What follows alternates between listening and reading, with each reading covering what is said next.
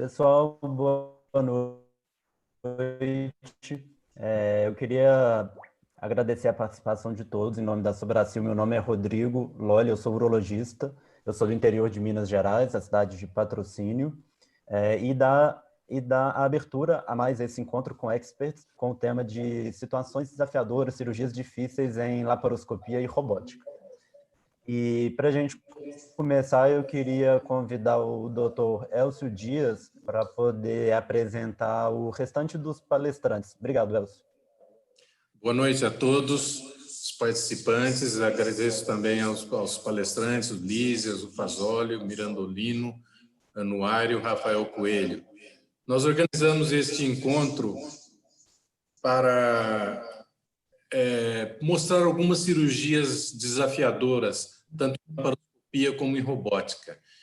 E eu sou o Elcio, coordenador, junto com o professor Noir, do curso de cirurgia minimamente invasiva do Sírio-Libanês, e nós íamos seguir a ordem alfabética dos palestrantes, mas o Rafael pediu para falar antes, então nós vamos conceder a palavra ao Rafael. Rafael dispensa a apresentação. Hoje é um dos maiores cirurgiões robóticos do Brasil e do mundo. Ele não sabe, mas eu já aprendi muito com ele, com as cirurgias dele, e assistindo ao vivo as cirurgias dele, aprendi muitos segredos aí. Muito obrigado, Rafael.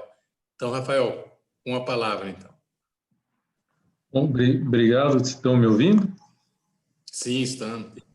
Obrigado pelo convite, Elcio, e desculpa por ter que inverter, a hora que eu estou num outro webinar, a coisa atrasou lá, eu não estou conseguindo conciliar os dois, e peço desculpas, eu sei que tinha que ser ordem alfabética, só para eu conseguir dar aula no outro webinar simultâneo.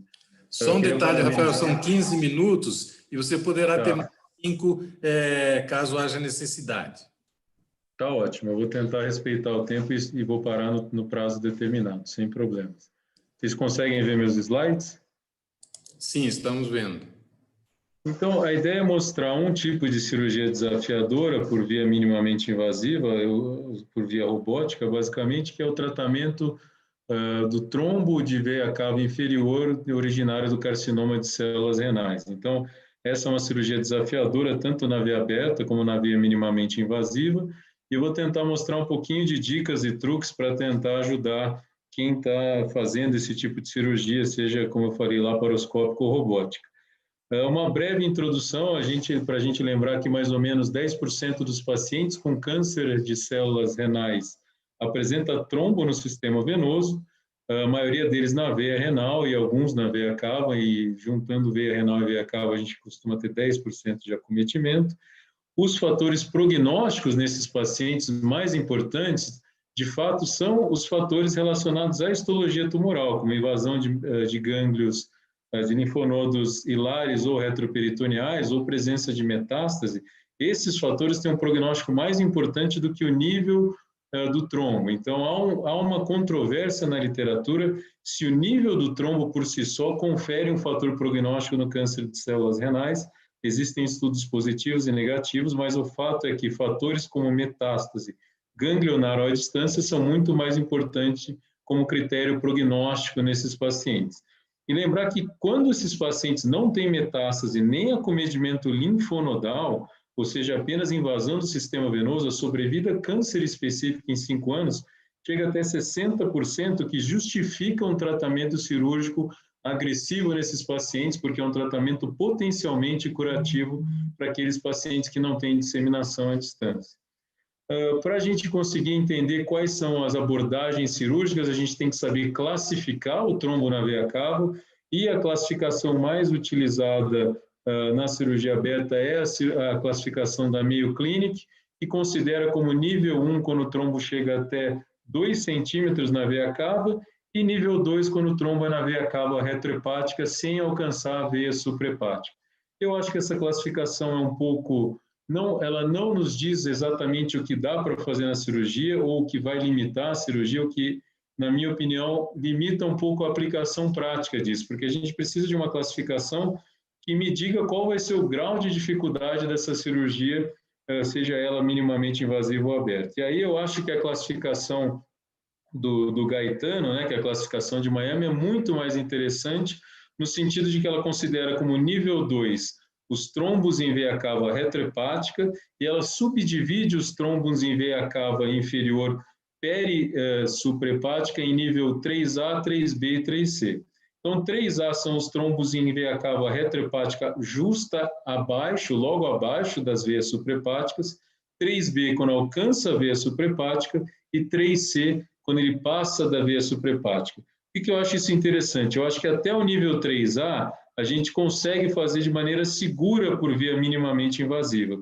Os trombos nível 3B e 3C, na minha opinião, são ainda de maneira mais segura a indicação de cirurgia aberta.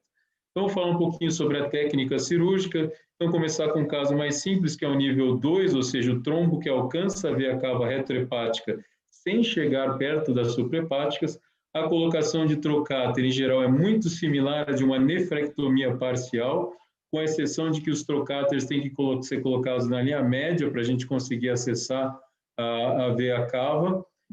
Então, aqui a gente tem os trocáteres em linha, o trocáter da câmera na cicatriz umbilical, o braço esquerdo e direito robótico, um trocáter de 12 para auxiliar, e do lado direito a gente coloca um trocáter de 5 para levantar o fígado, e o quarto braço, que é a 4, 5 centímetros da espinha ilíaca antero-superior, que vai ser muito importante na apresentação do rim e da veia cava.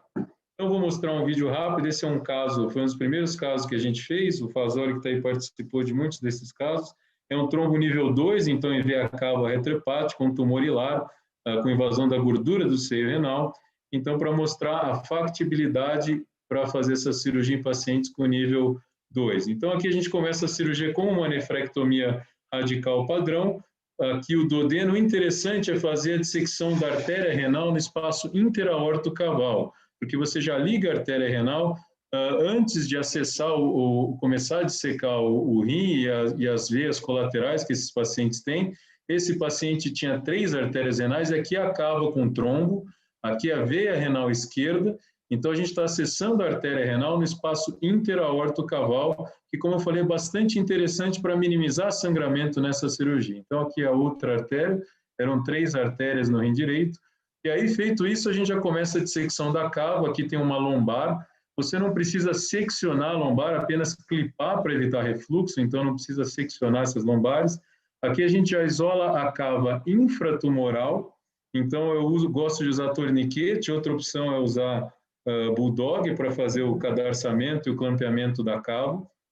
Depois a gente vai fazer a dissecção da cava, da veia renal esquerda. Então aqui a gente vai cadarçar a veia renal esquerda.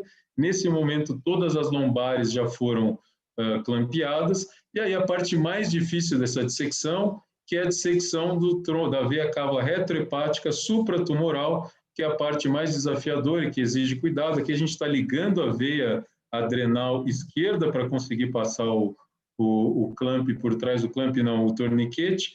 Então a gente já tem o torniquete feito. No começo eu costumava tirar o rim, ou seja, nesse caso, que foi uma das primeiras, a gente colocou um hemolock e eu tirei o rim do campo para facilitar a minha exposição, era o início da curva de aprendizado. Você pode questionar que a gente acabou seccionando o trombo no meio, e hoje a gente tem tentado fazer totalmente em bloco essa ressecção. Então, aqui feito o clampeamento da veia cava infratumoral, veia renal e abertura da veia cava retrohepática. Como eu falei, esse é um trombo nível 2, então a gente vai dissecando, é um trombo que estava solto, né, não está infiltrando a parede da cava, e aí a gente consegue fazer a ressecção do trombo. Depois eu preciso ressecar o ósteo da veia renal direita, que tinha sido clampeado, e aí a grande vantagem, eu acho, da via minimamente invasiva, que é a sutura intracorpórea, eu consigo rafiar a cava com facilidade.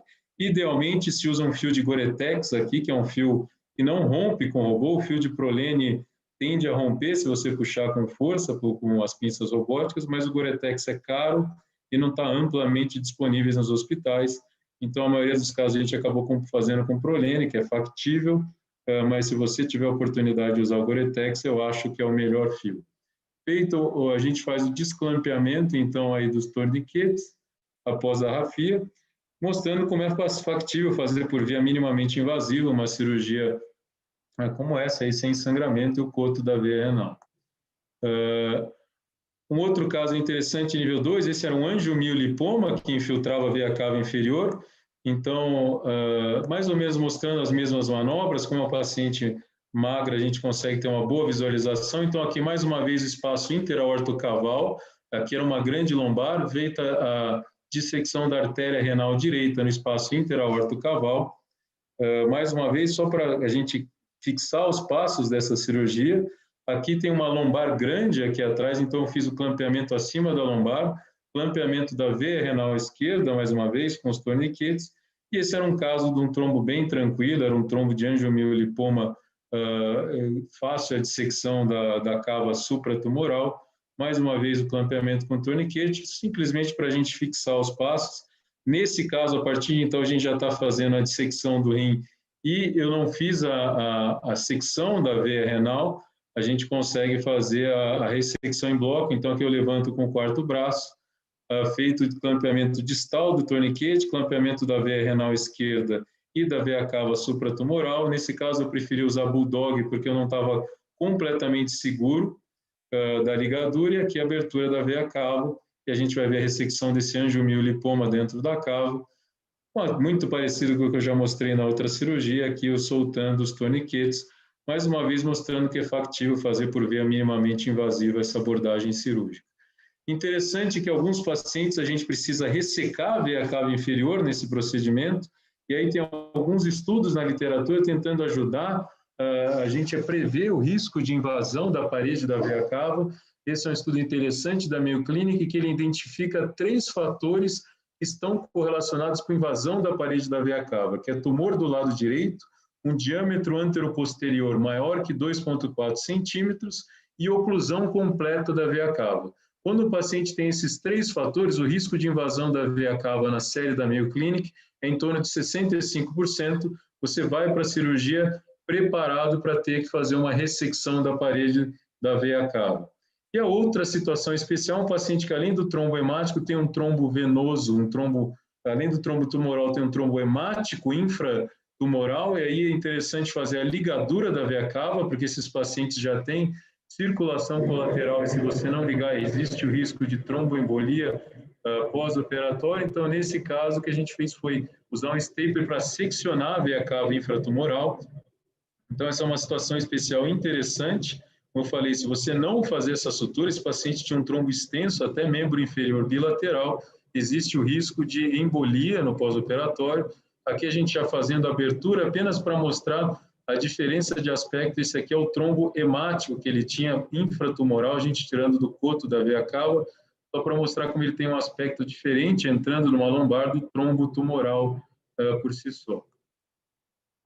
E mostrar casos especiais, casos mais complexos, que são aqueles de trombo na veia renal esquerda e aqueles de trombo nível 3A, que são aqueles que envolvem a cava retrohepática justo abaixo da veia renal suprahepática. Então, esse é um caso de um grande tumor à esquerda, com um trombo que chega até o nível da suprahepática, logo abaixo dela, então nível 3A pela classificação de Miami, mostrando como a gente pode abordar. Então, você vê que é um trombo bem alto, como a gente pode abordar isso de via minimamente invasiva. Nesse caso, você tem que fazer em 2 tempos, então a gente faz primeiro a nefrectomia, daí a importância dos trocáteres estarem na linha média, porque você usa ele para os 2 lados, né? Então, eu faço primeiro a nefrectomia, a única diferença é o trocáter do quarto braço, que vai ficar inicialmente no flanco esquerdo, e depois a gente passa ele para o lado direito para fazer a trombectomia. Então, vou mostrar rapidamente esse vídeo também.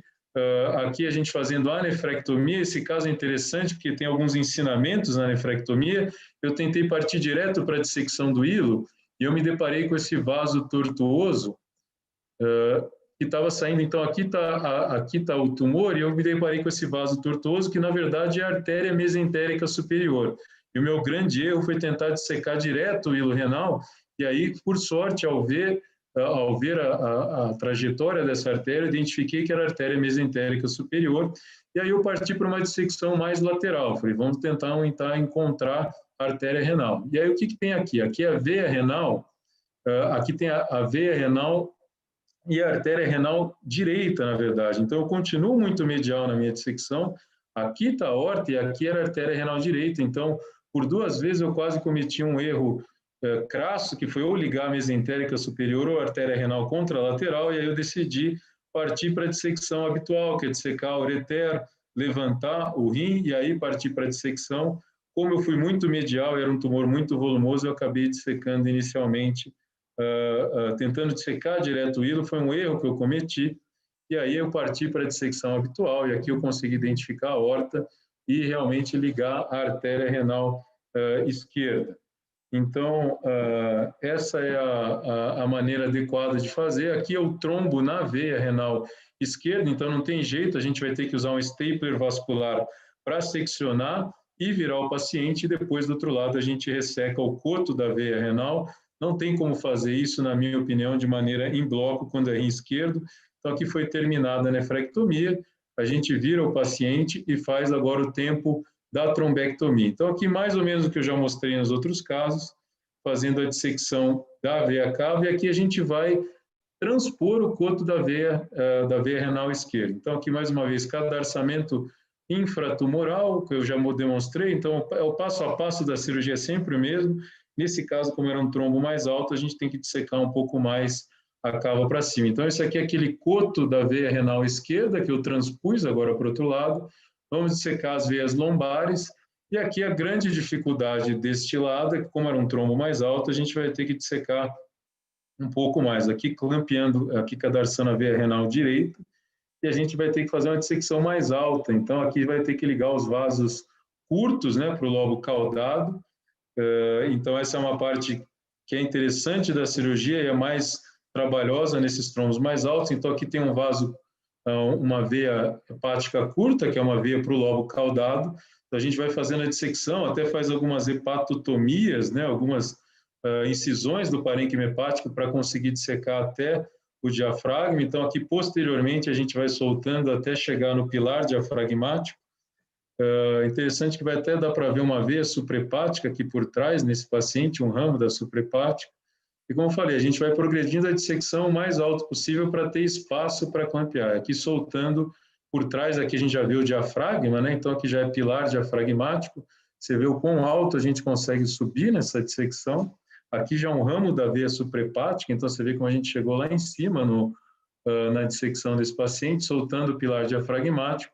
E aí eu consegui passar um vessel para cima, mas o vessel não era suficiente para clampear adequadamente. Só que com o vessel, você consegue mal achar o trombo para baixo, eu consegui colocar um bulldog para cima. Então, essa manobra com o vessel é bastante interessante. Então, aqui a gente já vai fazendo o clampeamento, e aí você vê que esse vessel não é suficiente para clampear a veia, mas eu consegui espaço suficiente para colocar um bulldog para cima.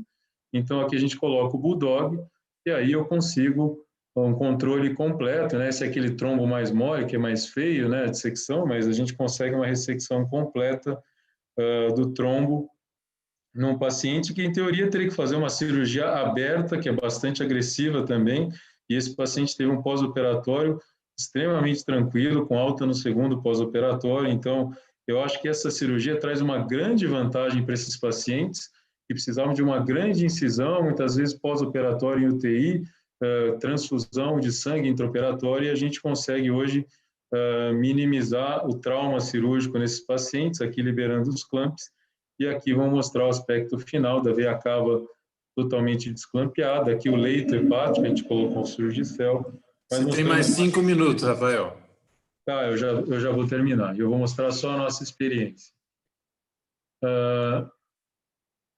Deixa eu passar esse aqui, esse é um caso similar. Só para mostrar uma complicação de uma cirurgia dessa, então, essa era uma trombectomia esquerda, então esse paciente já tinha sido dissecado o rim, ele tinha uma polar inferior, e ao tentar remover esse coágulo, eu acabei removendo os hemolóxicos da veia polar, da artéria polar inferior do rim. Você vê que é um sangramento importante, a gente não sabia muito bem o que fazer, e a decisão foi essa que eu fiz agora, que foi comprimir a aorta contra a coluna com o braço esquerdo. Essa foi a manobra fundamental, que ao comprimir a aorta contra a coluna, a gente conseguiu minimizar um pouco o sangramento, que foi bem importante, foi 1,5 litro em poucos minutos, né?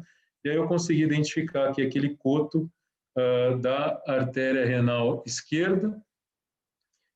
feito o clampeamento, depois a gente conseguiu colocar um bulldog, mostrando que se você vai lidar com cirurgia desse porte, você tem que estar habituado e tentar tratar essas complicações da melhor maneira possível. A gente fez um compilado agora com os dados de tumor de trombo em cava, tanto por via robótica como laparoscópica. Então, ao todo, a gente tem 23 casos no nosso grupo de nefrectomia com trombo em cava retrohepática, seja ele robótico ou laparoscópico. Aqui tem uma experiência também do Pedro Romanelli de Minas, combinado.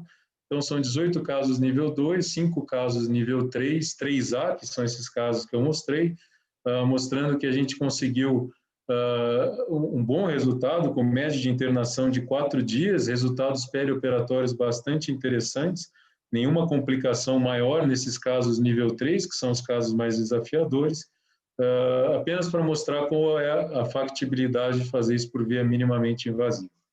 Eu vou terminar por aqui, eu agradeço o convite e obrigado por ter permitido que eu desse a aula antes. Eu peço desculpas por isso, mas é que eu realmente tenho mais um compromisso mais ou menos simultâneo. Eu estou aberto a perguntas nesses minutos finais que a gente tem. Muito bom, Rafael. Parabéns aí pela aula. Realmente é muito desafiadora, mas nós combinamos que vão ser dadas todas as aulas e as perguntas serão no final. Eu espero que você possa... Tá ótimo. Eu vou voltar. Eu volto para o fim.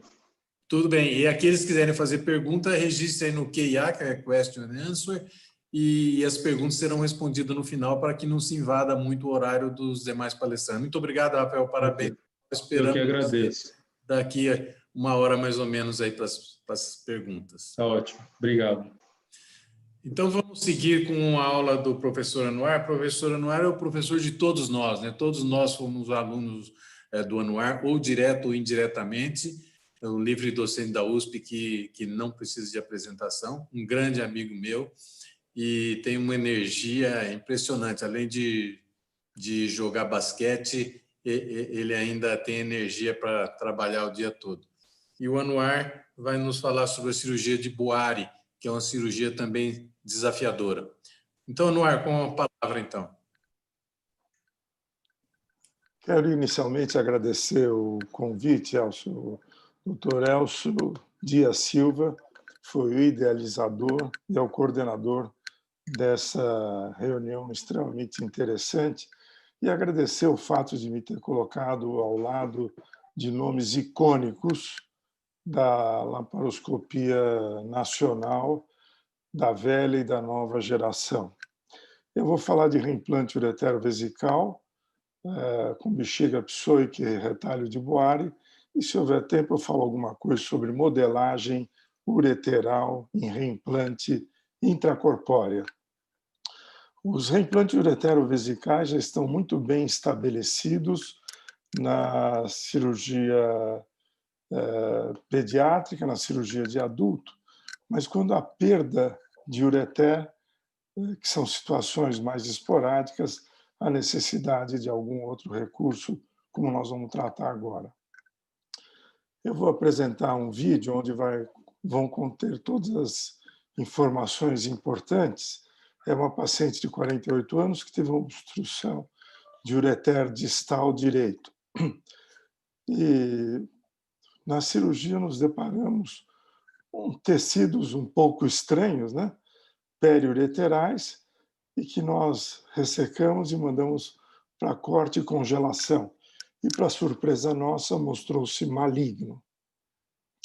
Então, nós decidimos ligar longe dessa parte comprometida, só que ficamos com o ureter muito curto acima da artéria ilíaca. Então, nós decidimos fazer uma bexiga psoica. Para isso, nós precisamos seccionar o peritônio e as aderências anteriores e laterais da bexiga para conseguir a sua mobilização em direção ao psoas, no caso do lado direito. Então, com essas manobras, nós vamos mobilizando a bexiga, e aqui já dando o primeiro ponto no psoas e no músculo detrusor. Esse primeiro ponto ficou um pouco frouxo, mas, de qualquer forma, estabilizou a bexiga para que os próximos pontos fossem mais efetivos. Então, geralmente são cerca de 3 pontos da cúpula da bexiga ao músculo psoas. Com isso, a gente levanta a bexiga em direção ao ureter. Mas, apesar disso, ainda não havia condições de fazer um reimplante. Então, nós decidimos desenhar um retalho vesical e mobilizá-lo cranialmente. Com isso, nós substituímos a parte distal do ureter e foi possível a reconstrução no trato urinário. Nós nos empenhamos, aqui estamos desenhando o retalho vesical, nós nos empenhamos em manter esse rim, que essa paciente poderia precisar de quimioterapia, consequentemente de função renal. Só lembrar que a base do retalho deve ser um pouco mais larga do que o retalho, porque a vascularização desse retalho vai depender da vascularização intramural da bexiga. E se for um retalho exageradamente longo, isso pode comprometer a sua vascularização. Aqui já dando um ponto, às 6 horas, no ureter e na bexiga, no retalho de bexiga, e com isso nós vamos reconstruindo o trato urinário. Com o fio, nós avançamos uma sutura contínua para uma metade do ureter e depois com outro fio para outra metade do ureter.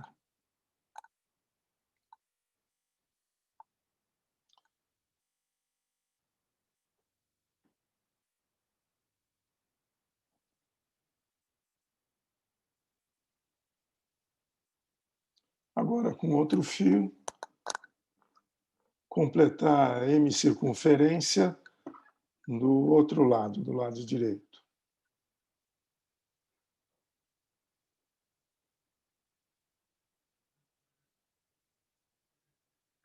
Passando um gel com 14, com fio guia, para a introdução do catéter duplo J. Esse duplo J deve ser mantido por um período de 2 a 4 semanas.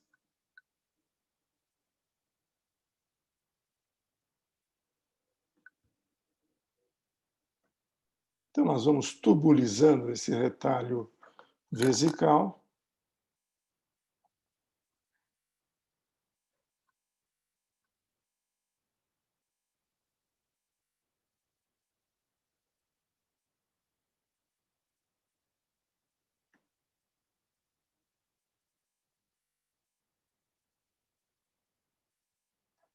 Até completarmos a anastomose entre a extremidade do retalho e o ureter.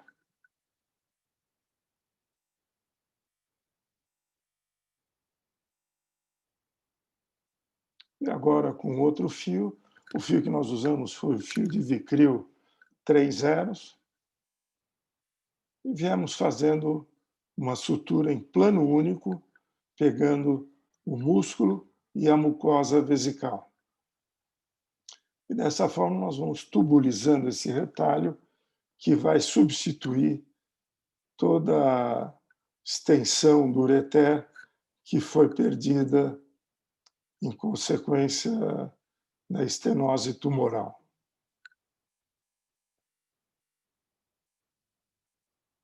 Então, a qualidade de imagem é excepcional, é ampliada, a gente consegue fazer uma sutura mais delicada e melhor, além de todas as vantagens da cirurgia laparoscópica em relação à cirurgia convencional.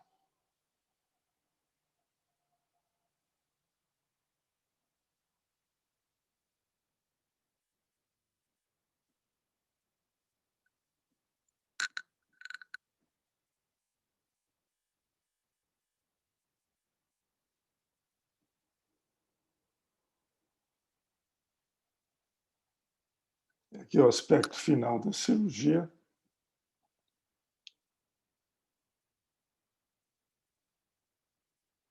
e observem o controle pós-operatório, depois de retirado do duplo J, uma drenagem excepcional desse rim direito. Fazer algumas considerações da literatura. Esse é um trabalho de apresentação de casos e revisão da literatura, com 36 casos laparoscópicos, 4 robóticos, tempo operatório entre 3 e 4 horas, segmento médio de 1 ano, os resultados muito bons. Também uma grande experiência no centro terciário, e a conclusão é de que é uma excelente técnica com resultados muito adequados. E agora quero chamar a atenção a primeira publicação sobre Boari laparoscópico. Foi publicado pelo nosso colega Oscar Fujita, brasileiro que na época era fellow na Johns Hopkins e teve o prazer de publicar junto com o Dr. Louis Cavulci. Esse foi o primeiro trabalho sobre o Boari laparoscópico. Outros trabalhos da literatura internacional e autores nacionais mostrando que a cirurgia de Boari oferece muito bons resultados, possibilitando a reconstrução do trato urinário com perda extensa do ureter distal. Esse trabalho chinês sugere que o Psoas-Hit permite um reimplante com perda de 6 a 10 centímetros do ureter distal. E o Boari, ou seja, um retalho de bexiga, permite reconstrução de perda de até 15 centímetros de ureter distal. Uma regra de indicação se faz apenas Psoas-Hit ou Boari é o cruzamento da artéria ilíaca. Se tiver abaixo da artéria ilíaca, o coto ureteral é passível de um Psoas-Hit. Se o coto ureteral estiver acima da artéria ilíaca, há necessidade de Boari e Psoas-Hit. Eu recomendo sempre fazer Psoas-Hit porque estabiliza a bexiga e diminui a tensão na sutura entre o ureter e o retalho. Agora, para finalizar, só para falar um pouco em mega-ureter, que nós podemos fazer um reimplante colocando uma sonda plástica número 12 French e despreza-se o excesso do ureter distal e depois se sutura aqui em desenho e aqui uma foto intraoperatória. O grande segredo é fixar um ponto de reparo na extremidade do ureter ao catéter número 12 French com um grasper. Isso estabiliza e permite vocês reduzirem o diâmetro ureteral. Por que precisa diminuir o diâmetro ureteral? Para ter uma plástica antirrefluxo que respeite aquela regra de 3 a 5 vezes o diâmetro do ureter. E aqui do lado direito, em desenho, o ureter sendo reimplantado e fotografias cirúrgicas e o aspecto final. Eu agradeço a oportunidade e fico à disposição.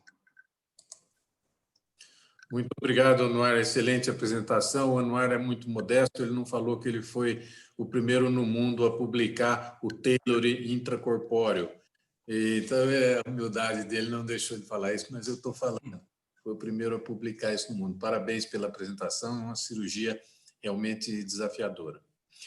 As perguntas ficarão para o final. E eu sou um descobridor de talentos. Há alguns anos atrás eu descobri o Arnaldo Fasoli e vocês podem ter certeza que vocês, quem não conhece o Arnaldo Fasoli, vai ouvir muito falar dele nos próximos 50 anos. Então, Arnaldo Fasoli, com você a palavra e o Arnaldo Fasoli vai nos brindar com sua aula.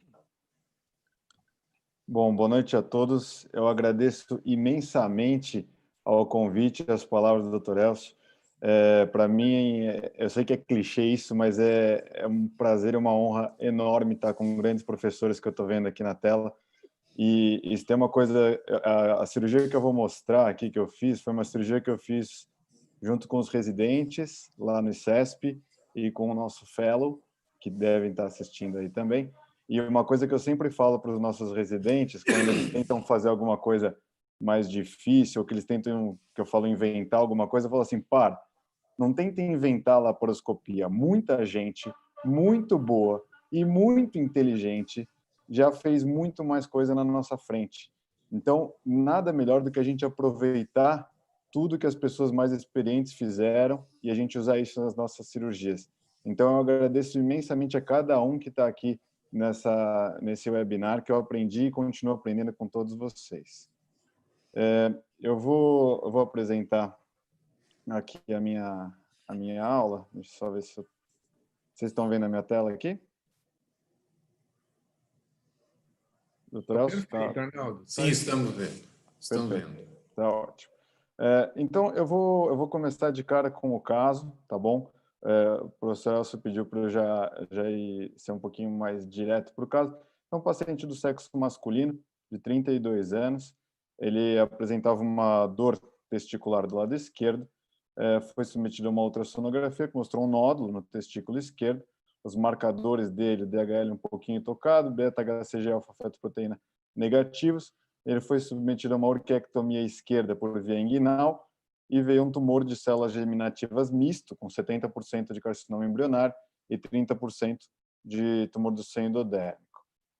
Depois dessa orquiectomia, ele repetiu os marcadores, o DHL ainda um pouquinho mais elevado, mas todo o restante normal. Ele foi submetido a um tratamento sistêmico, fez 4 ciclos de quimioterapia e após a quimioterapia a gente tem essa tomografia, tá bom? Então a gente fez a tomografia de tórax, abdômen e pelve para estadiamento pós-quimioterapia. Eu vou chamar a atenção para as lesões aqui de destaque. Então aqui a gente está vendo o rim do lado esquerdo, lembrando o tumor era do lado esquerdo. Então aqui a gente tem essa lesão pequena, bem junto ali da veia renal esquerda, uma outra lesão aqui um pouquinho mais abaixo, e essa que era a lesão maior, né, pós-quimioterapia, uma lesão que media 6 centímetros, descendo bem junto do ureter do lado esquerdo. Uma coisa que é importante a gente lembrar é que esse paciente ele não tinha absolutamente nenhum linfonodo comprometido, nenhuma massa tumoral do lado direito, mas mesmo assim a gente, na hora da cirurgia, a gente optou por fazer o template completo. Na semana passada, houve uma discussão super interessante aqui também sobre a linfadenectomia retroperitoneal, e aí foi falado bastante sobre essa questão dos templates, né? Acho que eu vou colocar o vídeo, que ele é um pouquinho longo, durante o vídeo eu vou falando sobre o template também. Então, isso aqui a gente está operando no ICESP, esse aqui é o Michael, nosso R5 lá do ICESP, o Gilberto, nosso fellow. Agradeço muito aos dois também por terem ajudado na edição do vídeo. Essa foi uma cirurgia de mais de 5 horas que a gente conseguiu compilar aqui. A Tati, nossa instrumentadora, isso aqui a gente está operando no ICESP, tá?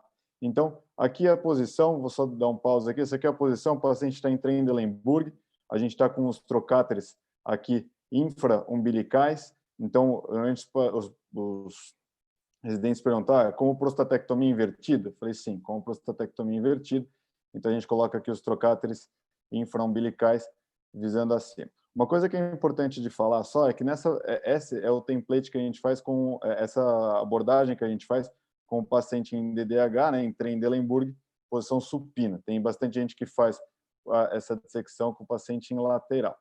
Com essa posição, com o paciente em posição supina, o nosso primeiro objetivo é tentar identificar aqui, abrindo o peritônio, já de cara, as nossas referências para o template. Foi também falado, eu acho que vale salientar que a primeira coisa que a gente deve procurar nessas linfadenectomias são as artérias, tá? A gente tem que achar as nossas referências anatômicas, e uma vez que a gente localiza ali a artéria ilíaca comum direita e ureter do lado direito, a gente já consegue dar esse limite distal direito da dissecção, tá? Felizmente, esse paciente não era muito obeso, ele tinha uma gordura visceral que não atrapalhou muito a gente, e a gente vai fazendo essa dissecção de baixo para cima. Então, já dá para ver ali a veia cava inferior, a gente vai soltando esses linfonodos, toda essa cadeia linfonodal que está aqui para cima dos vasos, deixando os vasos sendo o nosso piso aí, tá? Então, a gente tirou essa lesão do lado direito, que eu vou lembrar novamente que aqui não tinha lesão do lado direito, mas anatomicamente, para mim, é muito mais fácil começar aí do lado direito. E a gente já passa aqui para o lado esquerdo, bem onde está próximo da nossa lesão. Então, a gente está vendo a artéria mesentérica inferior, a gente sempre tenta preservar, se possível, essa artéria mesentérica inferior. Aqui a gente está ligando, cortando o linfonodo, vocês vão ver que a artéria mesentérica está bem preservada. E aqui eu estou dissecando anteriormente a aorta. Existem duas formas, né, de fazer, várias formas, na verdade. Tem gente que já tenta subir direto para os vasos, para o hilo renal, ali do lado direito, para dar todo o limite lateral do lado direito. Eu prefiro fazer dessa forma, tentando dar os dois limites caudais. Então, assim que a gente dá esse limite caudal, isso é uma coisa super importante aqui, que muita gente acha que não dá para fazer na laparoscopia, mas é essa apresentação, puxando o peritônio e fazendo uma sutura contínua, como se fosse uma polia na parede abdominal. Uma coisa que chama atenção nessa hora, eu sempre peço para o assistente para ele apertar o abdômen para ficar mais perto e eu conseguir dar esse ponto sem rasgar o peritônio. A gente vai fazer isso algumas vezes ao longo da cirurgia. Então, aqui, essa artéria que eu estou dissecando aí é a artéria mesentérica inferior e a gente conseguiu identificar bem a bifurcação ali da aorta. Esse é o tumor principal, aquela lesão de 6 centímetros que a gente viu na tomografia, tá? Então, a gente tentou fazer todo esse limite caudal. Aqui está o ureter esquerdo, só prestar bem atenção que o ureter esquerdo ele deu bastante trabalho para a gente. Na própria tomografia, discutindo com a radiologia antes da cirurgia, o ureter esquerdo eles não tinham nem certeza se não estava realmente infiltrado, não tinha hidronefrose nem nada disso, mas não dava para ver muito bem o limite ali do ureter. Então, por a gente ter conseguido achar esse limite, aqui está o ureter do lado esquerdo, então, a gente deu o limite caudal ali do lado esquerdo, e sempre que a gente consegue esses limites, tentar melhorar a apresentação, né? Então, vocês viram que já é a terceira vez que eu estou passando esses pontos no peritônio para apresentação. Aí eu estou colocando uma turunda, o meu assistente que está do lado direito, no caso foi o Michael, colocando uma turunda para levantar um pouquinho mais ali as alças intestinais, e com isso a gente já conseguiu acessar o hilo renal. Então, deu para ver bem as veias renais do lado direito e do lado esquerdo, e isso é o mais importante. Na hora que a gente está nessas dissecções, não tem nenhum momento tranquilo.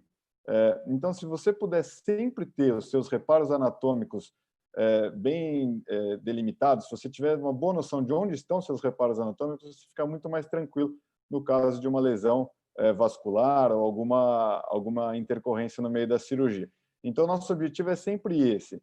Nunca, pelo menos, tentar ao máximo não entrar no meio do linfonodo, a gente sempre seguindo os vasos e as estruturas importantes. Aqui a gente está preservando a veia gonadal do lado direito e o ureter ali do lado direito, tá? Então, terminando a dissecção da linfadenectomia e de todo o template do lado direito, lembrando que não tinha nenhuma lesão, mas a gente faz o template completo e por isso que eu gosto bastante dessa posição com o paciente em supino, porque eu consigo acessar os dois lados sem ter que reposicionar o paciente. Aí a gente já está vendo a veia renal esquerda, né? Então a gente está passando do nosso limite da direita indo para o lado esquerdo. Aqui a veia gonadal esquerda, essa veia já tinha sido ligada na orquiectomia, a orquiectomia não foi feita lá no ICESP, no nosso instituto, isso tinha sido feito em outro hospital, a gente recebeu o paciente. Aí a importância, como eu falei, de estar com os reparos anatômicos certinhos. Então a gente está vendo bem a veia renal e teve um sangramento aí da gonadal, na hora que eu cortei ali a gonadal, depois de clipar o hemolock, sangrou, a gente não tinha pego completamente. Essa aqui é uma parte importante, então a gente está vendo toda a parte do plexo simpático, né? A gente sabe que, se possível, o nosso objetivo, a gente gostaria sim de tentar preservar o plexo simpático para manter a ejaculação do paciente. São pacientes normalmente jovens que a gente tem que fazer essa cirurgia, mas nem sempre isso é possível, ainda mais por laparoscopia.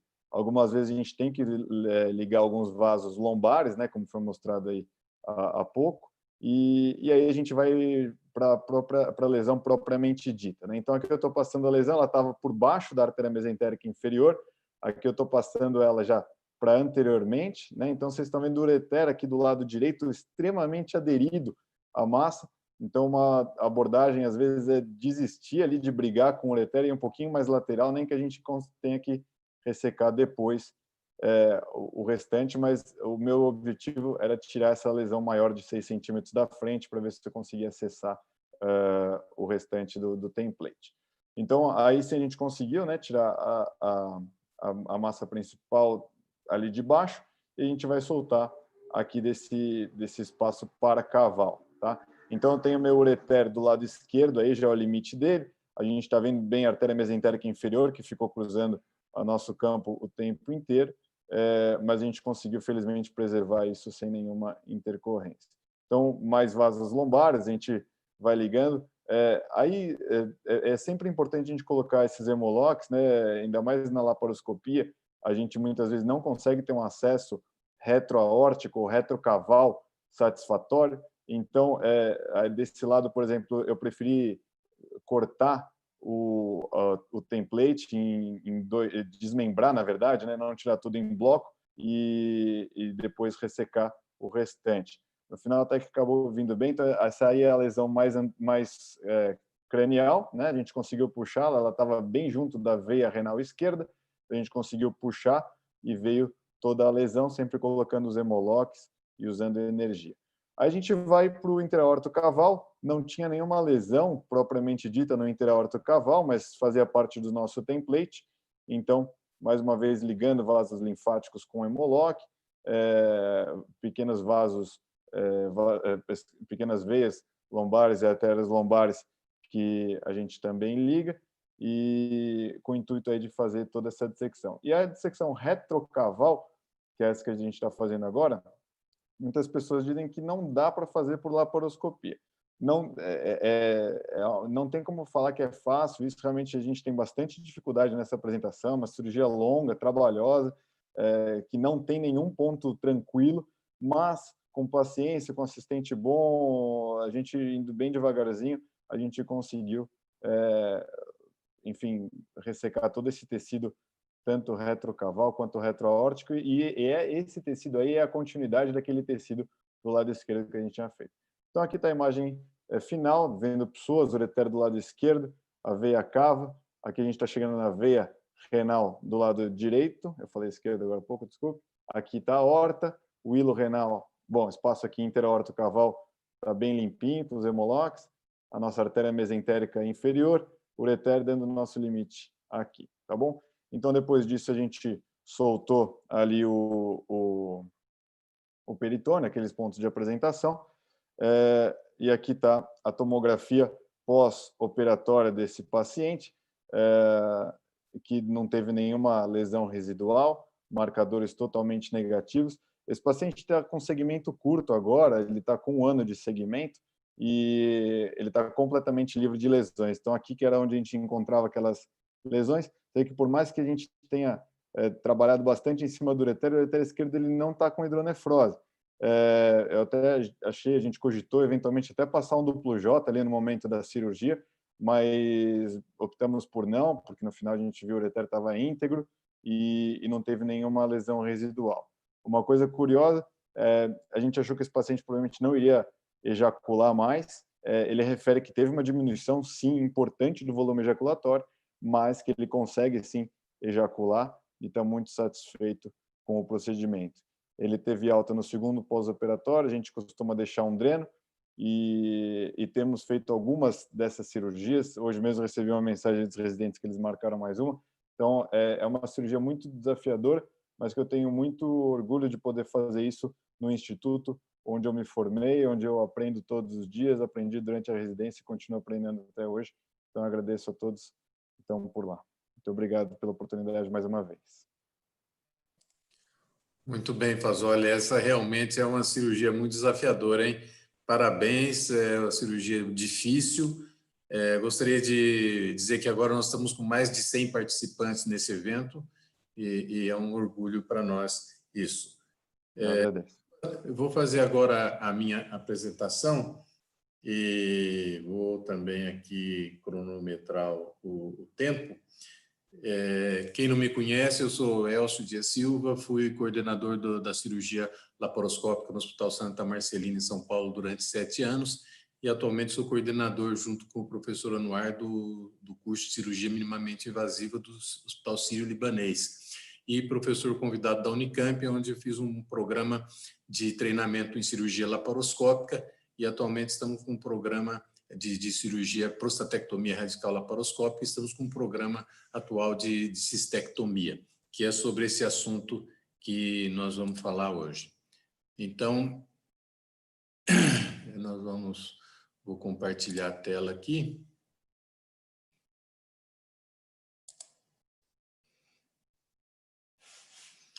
Essa é a posição que nós colocamos o trocarto para fazer a cistectomia radical. No lugar que está a estrela aqui, uns 4 centímetros acima do umbigo, nós colocamos a ótica, na mesma direção, um trocar de 12 milímetros à direita e 12 milímetros à esquerda. Você vê que bem acima de onde nós colocamos para a prostatectomia radical, que na prostatectomia radical nós colocamos aqui mais abaixo. Depois 2 trocares de 5 milímetros para os auxiliares, mais ou menos ao nível do umbigo.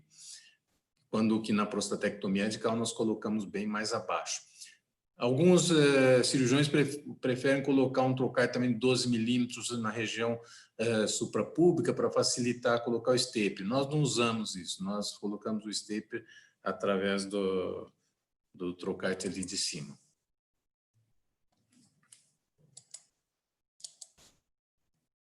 E agora não está passando aqui. Compartilhamento parou, vamos compartilhar novamente.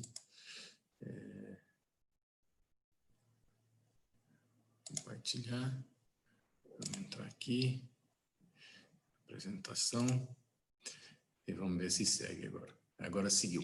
Então, nós fazemos a reconstrução do trânsito intestinal, e pode ser feito a anisoperistáltica, que é dessa maneira que se coloca as duas alças do intestino paralelo, coloca-se um stapler e depois outro stapler fechando aqui. Eu não gosto muito dessa anisoperistáltica pelo fato de ficar essa angulação aqui. Eu prefiro a isoperistáltica, que as duas alças intestinais são colocadas paralelas, nós damos 2 ou 3 pontos aqui, colocando elas juntas em torno de 6 a 8 centímetros. Aqui demonstrando como entrará o stapler, aqui são dados 2 pontos, aqui está representando um intestino grosso, mas na verdade são 2 alças de intestino delgado.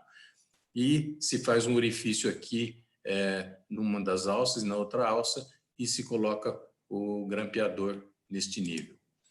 Quando nós fazemos anel bexiga, nós usamos essa técnica do Karolinska Institute da Suécia, onde inicialmente eles fazem a sutura da uretra com a alça intestinal, para depois, nessas medidas que estão aqui assinaladas, se fazer a incisão depois de suturada a uretra. Então, é suturada a uretra nessa alça e depois feitas as incisões e é detubulizado onde estão esses pontos pontilhados aqui, deixando uma chaminé nessa região.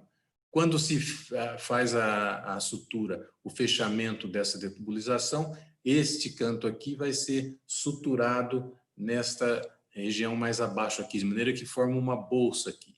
Esse autor coloca o splint e faz a sutura término-terminal, como nós fizemos na cirurgia que vocês vão ver a seguir. O implante pela técnica de Wallace, que é esse que estava no desenho, os 2 uretérios são suturados, uns falam em cano de espingarda, mas a técnica foi preconizada por Wallace, inclusive em intestino grosso, mas o nome permanece quando é no delgado também. Essa é a cirurgia que nós fizemos na Unicamp, e nós fizemos exatamente essa técnica. Foi feito, inicialmente, eu prefiro fazer a linfadenectomia depois da cistectomia, mas um detalhe é que nós operamos em 2 equipes, e o cirurgião que fez essa primeira parte, ele fez a linfadenectomia primeiro, como a maioria prefere. Então, aí está fazendo a linfadenectomia, aqui já está fazendo o clampeamento do ureter, nós usamos um clamp com um fio para facilitar encontrar depois o ureter de um lado e de outro. Então, nós trabalhamos sempre em duas equipes. Uma faz a retirada da bexiga e a linfadenectomia e a outra faz a derivação, que é uma cirurgia, eu não chamaria de difícil. Estamos ligando o complexo da veia dorsal, é uma cirurgia muito trabalhosa, que para fazer sozinho a derivação intracorpórea fica cansativo.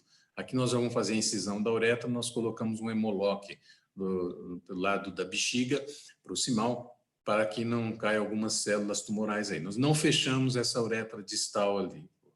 O coto distal nós não fechamos. Há quem faça a sutura desse coto, mas nós não fazemos. Aqui é retirado a bexiga. E, nesse caso, nós fizemos apendicectomia. Não é obrigatório, é discutível, porque quando você faz o Bricker, se o indivíduo tiver uma apendicite depois, fica muito difícil fazer apendicite com o Bricker colocado ali na frente. É discutível isso aí, mas nesse caso nós fizemos.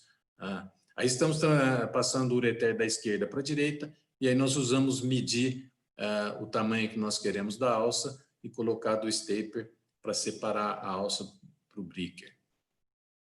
Nós usamos aí um stapler de 40 milímetros, mas nós damos preferência para 60 milímetros, mas esse aí não tínhamos lá. Aqui nós estamos fazendo aquela isoperistáltica, foi dado os pontos, um aqui, outro aqui, nós abrimos 2 orifícios aqui e colocamos o stapler. A vantagem da isoperistal também é que nós usamos 3 staples na cirurgia. Quando se faz a anisoperistáltica, em geral se usa 4 staples. Uma vez colocado o stapler, nós introduzimos ele de novo só para ver se estava bem pérvio, e estava pérvio o suficiente, e aí nós fechamos esse orifício onde passou o stapler. Aqui nós já estamos abrindo o ureter para reimplantar o ureter. Nessa cirurgia nós fizemos a reimplantação pela técnica de Wallace, o término terminal, os 2 ureteres em relação à alça. Aqui já foi feita a parte posterior, vocês estão vendo, agora nós vamos introduzir o catéter, que atualmente nós estamos pondo duplo J, mas nessa cirurgia nós ainda colocamos uma sonda nasogástrica para fazer um splint, só que isso dá muito trabalho para sair através do Bricker. Hoje nós colocamos como vocês vão ver mais para frente, o duplo J, e esse duplo J, na maioria das vezes, acabam saindo sozinho depois de algum tempo, ou se faz uma endoscopia para tirar. Aqui já estamos terminando a sutura dos 2 ureteres, término terminal com a alça do Bricker. Nós damos um ponto prendendo aqui na parede para que fique mais estabilizado na hora de reimplantar. Depois nós soltamos e com isso a alça vai se posicionar na sua, vamos dizer, posição original. Aqui os 2 ureteres, término terminal com a alça do Bricker aqui. Depois nós entramos com uma pinça coração, pelo orifício onde vai ser a estomia, que nós já usamos para colocar um trocárdio por ali, e aí puxamos a alça para fora e fazemos a maturação do Bricker. Depois levamos a bexiga lá para a pelve e fazemos uma incisão fanestil para retirar.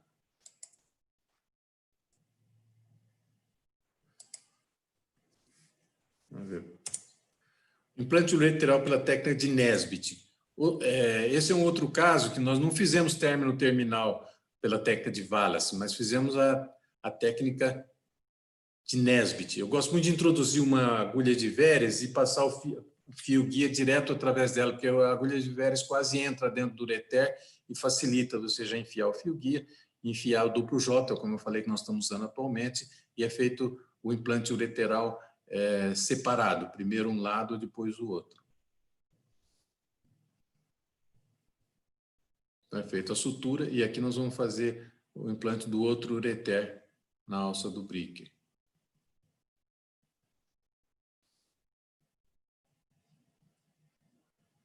Estamos abrindo, vamos espatular e fazer a sutura.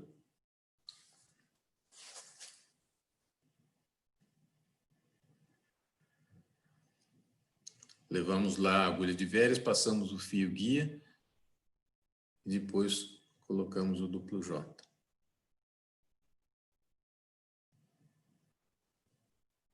Duplo J a gente coloca com facilidade, termina a sutura.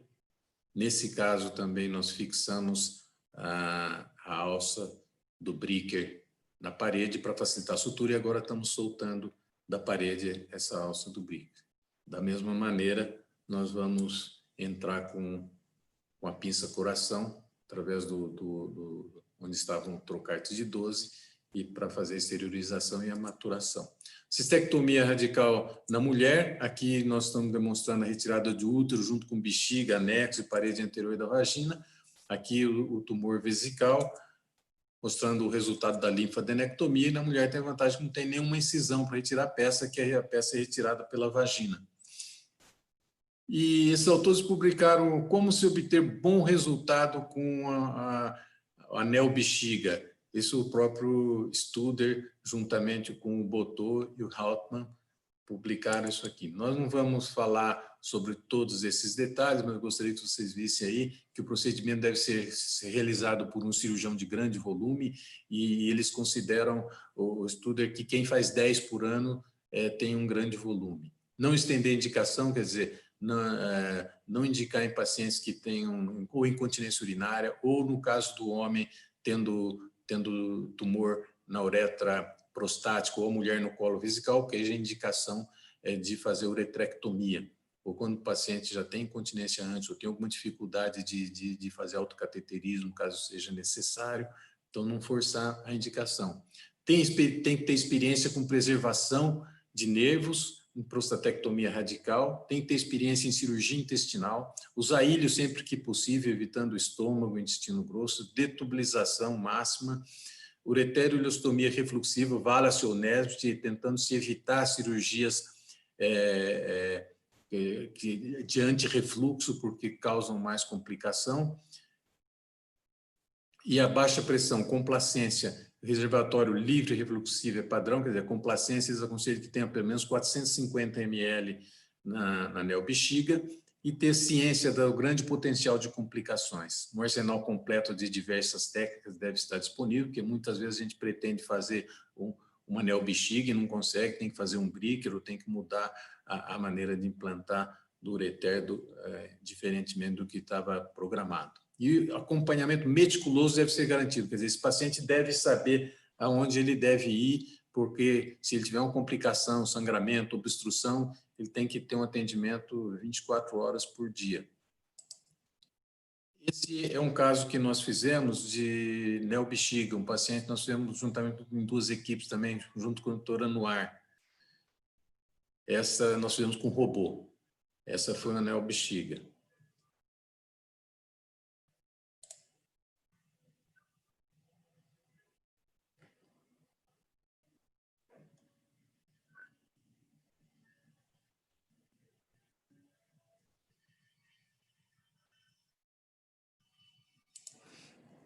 Oh, desculpe. Espera aí que eu vou voltar aqui. Sem querer, eu toquei ali.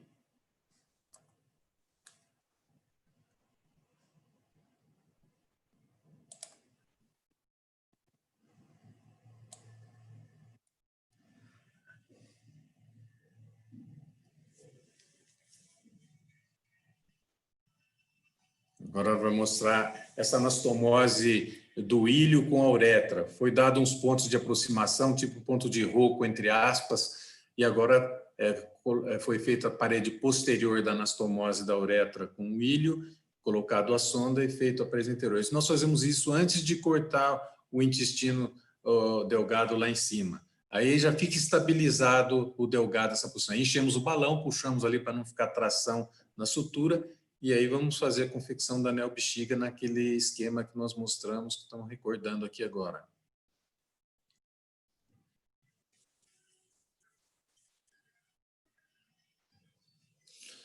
Então, agora que nós usamos como medida essa gaze, a gaze tem 7 centímetros, então nós calculamos em torno de 12 centímetros para poder detubulizar daí para baixo.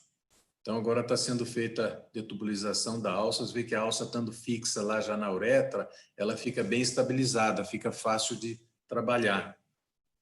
Aí, ó, o balão que vocês estão vendo da sutura do ilho com a uretra, o balão ajuda a manter a posição e não ter tração naquela sutura.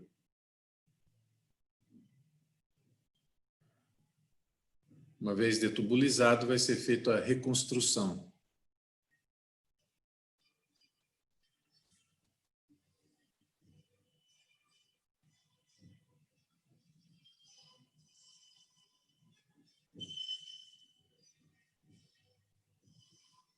Aí já vai ser reimplantado o ureter. O ureter da esquerda você vê que está dilatado, porque o tumor era do lado esquerdo e tinha uma certa obstrução ureteral. Agora está sendo feita a sutura, colocando também o duplo J e fazendo a sutura do ureter do lado direito. Pela técnica de Nesbitt também, faz uma, depois faz outra. Aí nós já estamos abrindo o outro ureter, que ele estava dilatado, que também vai ser reimplantado no anel bexiga.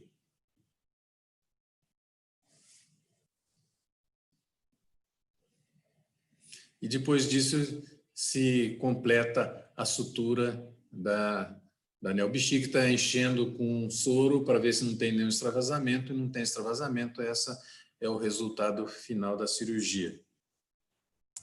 Então, resumindo, nós fazemos a cirurgia sempre com 2 equipes, utilizamos reconstrução do trânsito intestinal isoperistáltica, fazemos anastomose ilioureteral refluxiva, o Wallace ou o Nesbitt, evitando cirurgias antirrefluxo, tipo Leduc, colocação de catéter duplo J em vez de usar aqueles splints ureterais, retirada da bexiga, útero e anexo pela vagina na mulher, decidir com o paciente se vai fazer apendicectomia, o paciente sabendo dos riscos de ficar com apêndice lá, isso se decide junto com o paciente se vai fazer apendicectomia ou não.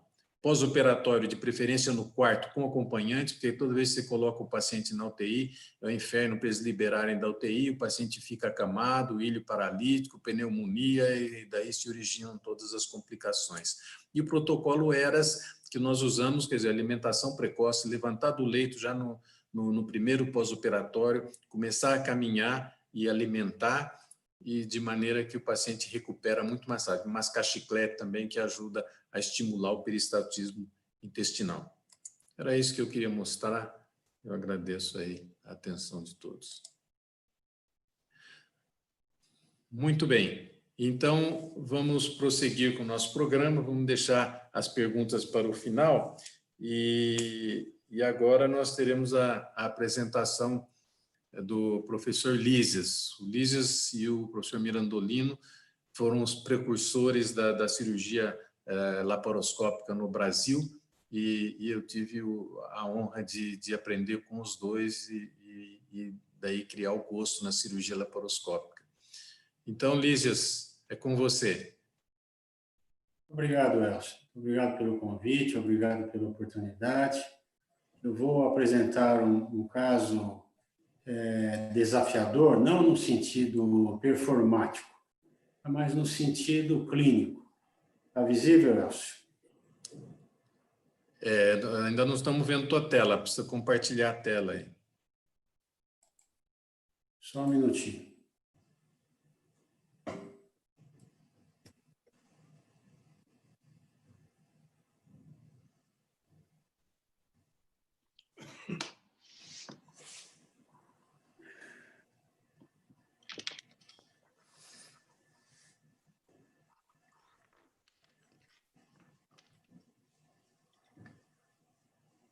Isso, estamos vendo sua tela, é só iniciar a apresentação.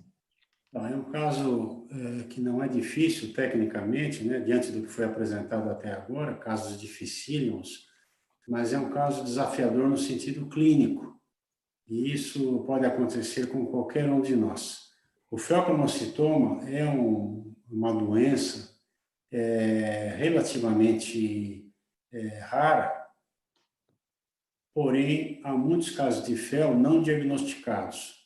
E isso pode interessar qualquer especialidade. O FeO pode cair na mão de um cardiologista, de um nefrologista, de um endocrinologista, pode cair na mão até de um pediatra e, finalmente, na nossa mão para o tratamento. Quero lembrar que o primeiro caso de feocromocitoma foi descrito por um clínico alemão chamado Felix Frankel. Ele acompanhava uma criança, essa criança se tornou adolescente e havia crises paroxísticas. A criança tinha quadros de dor de cabeça, vômitos, e ficava pálida, depois ficava vermelha. Havia um quadro de pulso muito forte, ele não sabia o que era. Finalmente, essa criança evoluiu assim e com 18 anos morreu.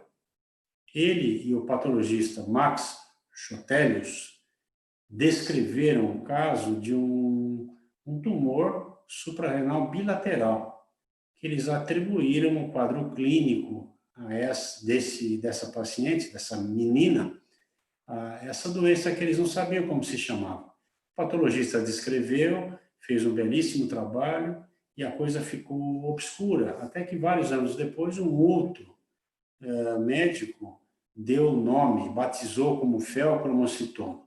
Mas eles foram, Félix e Max, os primeiros a descrever isso na Alemanha e demonstraram várias coisas. Uma das coisas que se sabe do fel é que a história natural caminha para o óbito. É uma doença benigna, de modo geral, o fel maligno é mais raro ainda, mas é uma doença que tem na história natural dela a tragédia de um acidente vascular. Apresento aqui o caso de um menino de 16 anos, branco, de um perfil atlético, grande, forte, sem antecedentes, que teve um infarto do miocárdio jogando basquete. Tinha uma hipertensão severa na entrada, no pronto-socorro, e a investigação subsequente mostrou que ele tinha um feocromocitoma bilateral. Essa radiografia não é dele, é de um caso semelhante, um tumor grande do lado direito, é o que ele tinha, um tumor de mais de 5 centímetros e um tumor pequeno do lado esquerdo. Isso foi o que causou o acidente vascular, o infarto, e depois que ele se recuperou minimamente do infarto, ele foi submetido à cirurgia. O caso é desafiador no sentido de que é uma doença de risco de taquiarritmia, de morte, e a gente não admite perder um menino de 16 anos que sofre de uma doença benigna. Então, o caso realmente é muito dramático, e foi dramático. A cirurgia proposta foi adrenalectomia total direita, laparoscópica, e parcial esquerda. Na cirurgia, a cirurgia do lado direito não foi muito fácil, sangrou, o paciente chocou, e um anestesista muito bom, de Jundiaí, deu aval para que a gente prosseguisse para o lado esquerdo, com o compromisso meu de que seria uma cirurgia o mais rápida possível. Foi feita a adrenalectomia esquerda muito rapidamente. Eu vou mostrar um vídeo praticamente não editado, de 5 minutos a seguir. O paciente saiu bem da sala de cirurgia, foi para a UTI. No dia seguinte teve uma complicação, que foi uma fibrilação atrial aguda, revertida com choque, e finalmente teve uma evolução tardia boa, ficou curado do fel e não ficou dependente de remédio, ele voltou a ter função na metade da adrenal que ficou. Agora eu vou passar aqui o vídeo. Esse vídeo tem 5 minutos.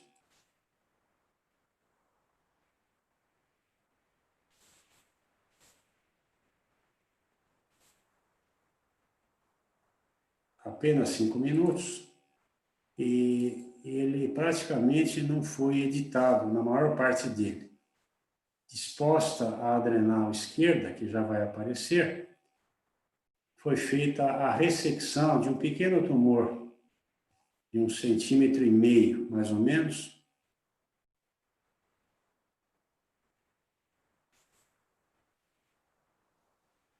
e foi feito com Hemolock. A gente usa o que tem na mão. Nesse caso, havia Hemolock, mas pode ser feita com bisturi ultrassônico, pode ser feita com clipe, sutura. Vejam aqui, a adrenal levantada, a adrenal esquerda, a veia adrenal, a veia renal, e todo o cuidado aqui foi feito para não ligar a veia adrenal.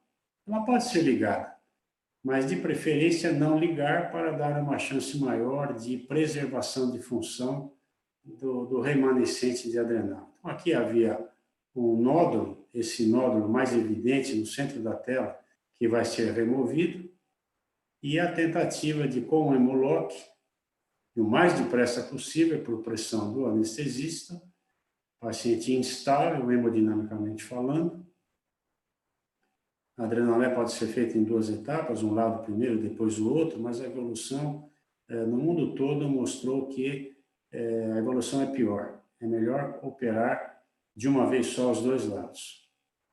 Foi o que foi feito. Uma cirurgia difícil do lado direito, mas uma cirurgia do lado esquerdo muito fácil. Tecnicamente, ela não é tão sofisticada.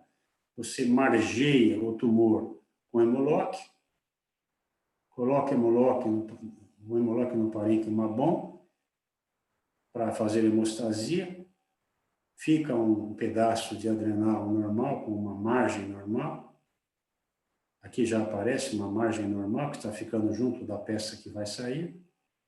E você vai rapidamente caminhando no limite do hemolock e coloca outro, sem ligar a via adrenal neste caso.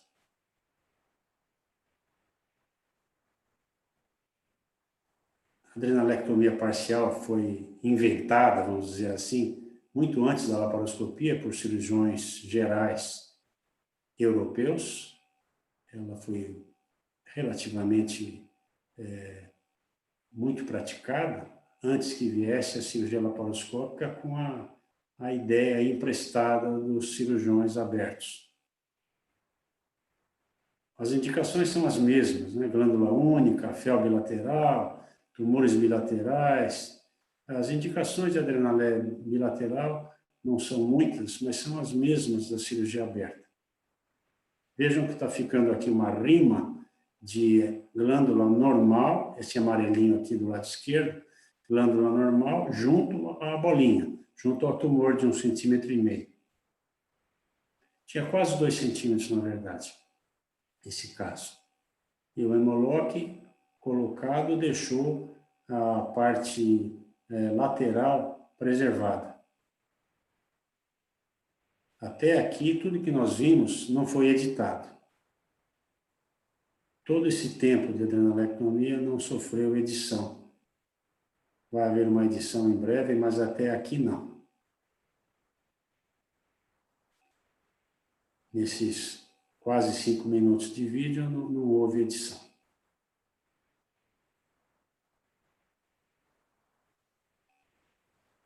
A glândula já praticamente dividida, tumor de um lado, adrenal normal do outro. Está terminando a ressecção.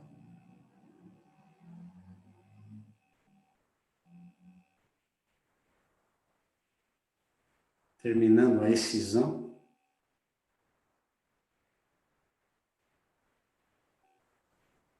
Como eu disse, tecnicamente isso não é muito difícil.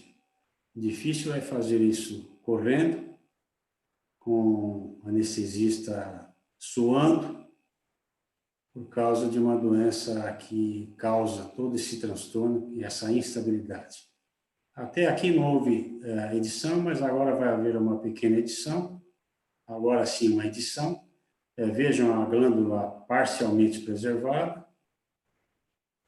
Glândula parcialmente preservada, veia adrenal esquerda preservada, a veia renal aqui. A cirurgia não sangra, não é uma cirurgia tecnicamente difícil. O difícil é o caso em si. A glândula do lado direito, a glândula do lado esquerdo. O anátomo confirmou o fel. Aqui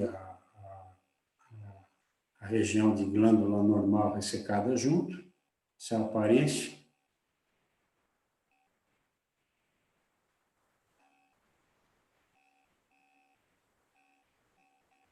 E o caso teve, apesar do estresse, um final feliz. O feocromoncitoma é a parte complicada da história, e o que eu tenho a dizer do fel? O fel não é uma cirurgia difícil de fazer, é uma cirurgia ablativa que o residente faz quando está em treinamento. O difícil do fel são 2 aspectos. Primeiro, o quadro clínico, os riscos envolvidos. É necessária uma anestesia muito bem feita, é uma anestesia de alto risco, precisa haver um anestesista experiente. Eu vi, nas melhores mãos de cirurgia aberta de adrenal, óbito na sala, ou por taquiarritmia, ou por hemorragia. E nas mãos de gente extremamente experiente. E a outra coisa complexa do fel operado por laparoscopia, como nesse caso, é a possibilidade de complicações. As complicações da cirurgia do fel, quando ocorrem na sala, são muito graves. Lesão de cava, às vezes uma lesão vascular arterial importante, porque a glândula adrenal está enfiada no meio de grandes vasos de estruturas nobres. Uma lesão pancreática, por exemplo, já tive, ela demora muitas semanas para cicatrizar.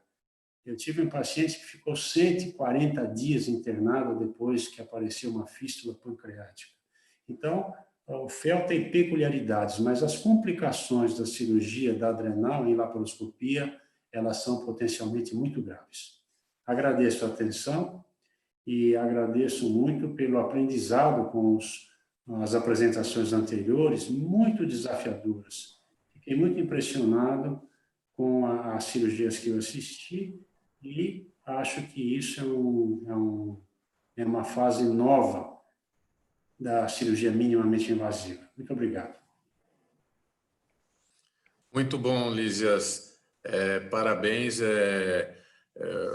O Lísias vai também com essa humildade toda aí, mas eu ajudei essa cirurgia dele, não é brincadeira não. Um menino de 16 anos que teve um infarto por feocromocitoma, eles propôs a fazer a cirurgia bilateral, eu levei muita bronca durante a cirurgia, mas para vocês terem uma ideia, tinham os alunos do curso da cirurgia minimamente invasiva, estavam na outra sala assistindo, com transmissão ao vivo para 20 alunos, mas não sei quem que divulgou aquilo, a televisão da cidade estava com a câmera dentro da sala, e foi uma cirurgia muito estressante que o Lísias fez isso com maestria e eu tive o prazer de participar dessa cirurgia. Então, dizer parabéns, que não é brincadeira operar um menino numa situação dessa, não.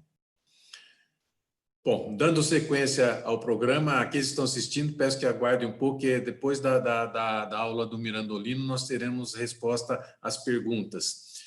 Professor Mirandolino, professor de todos os laparoscopistas do Brasil aprenderam com Mirandolino e com Lísias, de uma maneira direta ou indireta. E eu tive o prazer de fazer 2 cursos com Mirandolino, mais 2 com Lísias no início, e aprendi muito com eles. Então, Mirandolino nos vai falar sobre reintervenção com cirurgia minimamente invasiva. Vamos lá, Mirandolino.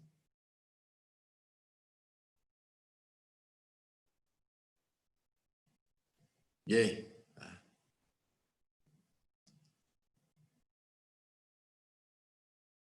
Compartilhei? Compartilhou sim, estamos vendo tua tela. Tem uma praia, um mar. Só que eu não estou. Qual o problema? Só que eu não estou vendo. Acho que deve ter compartilhado o desktop, professor Mirandolino. Talvez encerrar o compartilhamento e na hora de compartilhar... Agora vi. Agora vi.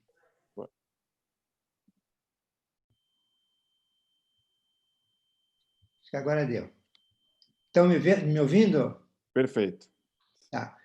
Muito obrigado por me incluírem nessa reunião, porque realmente é muito interessante e os temas foram muito para aprender. Eu digo a mesma coisa que o Lísias falou, aprendi muito nessa reunião. Para não ficar sempre nos mesmos temas, eu coloquei reintervenção usando cirurgia minimamente invasiva e para ir diretamente à situação, eu vou apresentar o caso, então, que eu pretendo demonstrar. É uma paciente do sexo feminino, com 38 anos, natural de Cachoeirinha, aqui do Rio Grande do Sul, solteira de profissão comerciária. A queixa principal dela foi perda de urina pela vagina há 5 anos e foi solicitada uma segunda opinião pelo seu ginecologista. O motivo foi por várias tentativas de tratamento clínico e cirúrgico sem sucesso. Então, aceitei a ideia de fazer a segunda opinião e dar um parecer, e fiz, então, a história pregressa da doença atual, em que ela relatava que, em maio de 2006, HPV. 6 anos depois, dia 8 de agosto de 2012, ela fez uma esterectomia por carcinoma uterino T4 e acabou evoluindo com uma fístula vésico-vaginal. em novembro de 2012, do mesmo ano, ela fez uma cirurgia via vaginal para a correção da fístula e evoluiu com uma complicação muito séria, com peritonite, e manteve a fístula, a ponto de, no mês seguinte, ser submetida a uma laparotomia com realização de colostomia e mantendo a fístula. Em maio do mês seguinte, ela fechou a colostomia. E, no mês de julho de 2014, fez uma cirurgia abdominal para corrigir a fístula, tentando fazer a correção, quando foi feito, então, uma tentativa com reimplante ureteral bilateral, e, infelizmente, a fístula não fechou. E, em junho de 2015, uma cirurgia via vaginal para a correção da fístula, usando, segundo o que estava escrito no prontuário, a técnica de Mathius, que também não funcionou, ela evoluiu com fístula. E, em junho de 2017, a paciente relata que, por causa dessa doença, já tinha ido 15 vezes ao centro cirúrgico. Então, ela pediu que o ginecologista indicasse uma outra equipe, procurasse uma outra solução. Na verdade, chamou que ela queria ver uma segunda opinião. Então, foi feita uma avaliação através do exame físico, em que nós detectamos, em 2017, uma dermatite amoniacal genital, identificamos um orifício na vagina, de mais ou menos 1,5 cm, com perda de urina por esse orifício, um mau odor, parecia estrebaria, muito desagradável, que levamos a nós concluirmos de que se tratava de infecção, cicatrizes abdominais várias, tanto das cirurgias para esterectomia, para colostomia, para fechamento da colostomia, e cicatrizes vaginais por 3 tentativas por via vaginal de correção.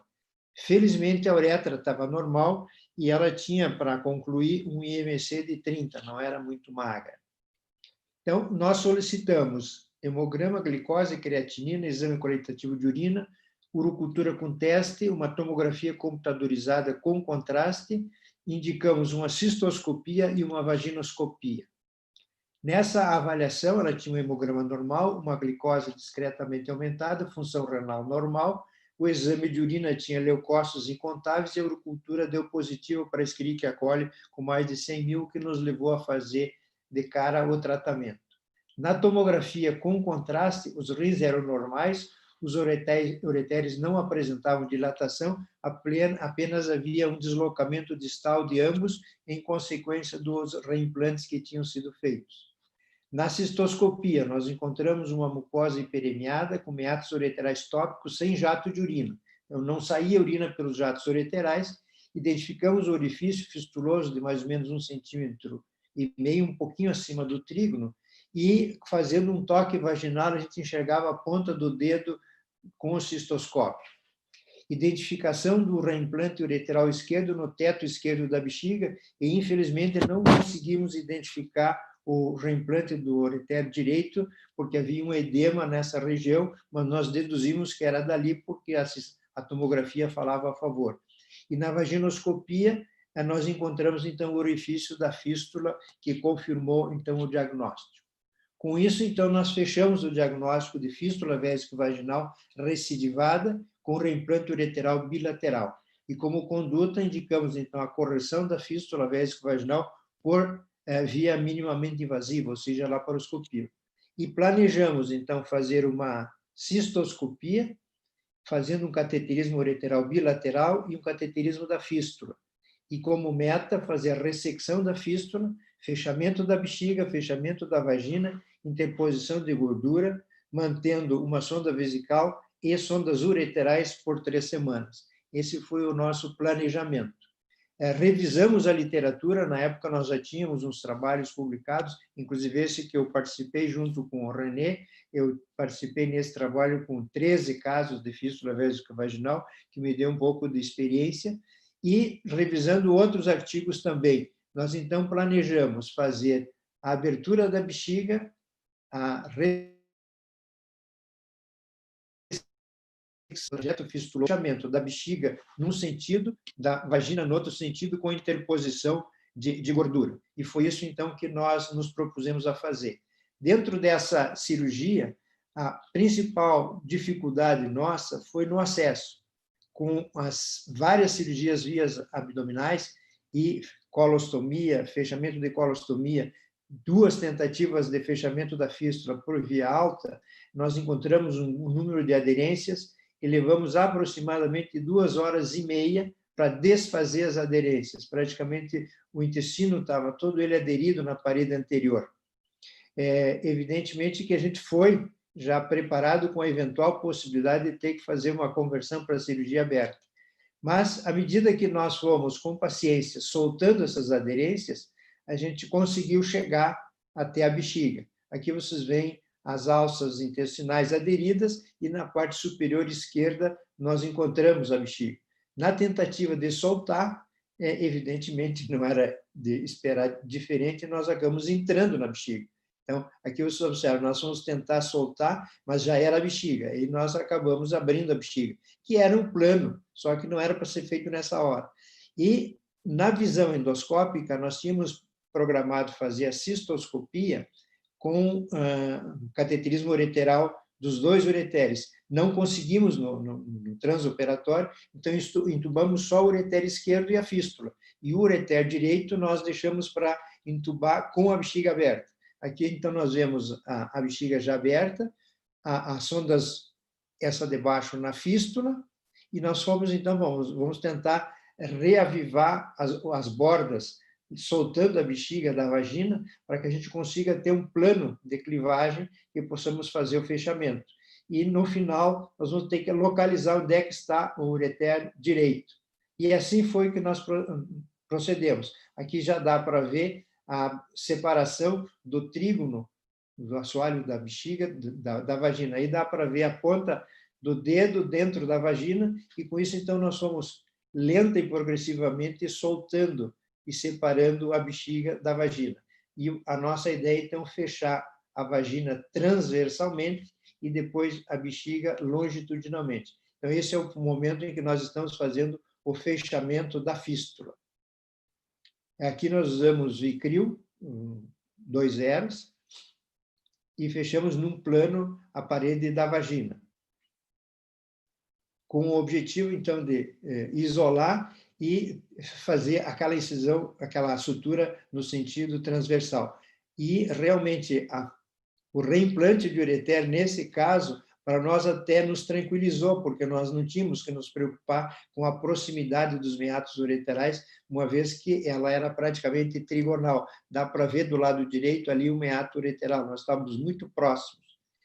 E, no planejamento, conseguimos localizar o meato ureteral direito na parede anterior, e tentamos fazer o cateterismo dele por via uretral. Passamos uma sondinha ureteral e o fio-guia, mas inúmeras tentativas não conseguimos, porque havia uma angulação, não conseguimos entrar com o fio-guia por ali. Então, decidimos colocar, através de um trocáter lateral, passando por dentro da capa de uma pinça, uma sonda ureteral, e daí, com isso, nós conseguimos progredir com o fio-guia, e daí nós passamos um catéter ureteral por cima do fio-guia, e aí direcionamos ele para dentro da uretra.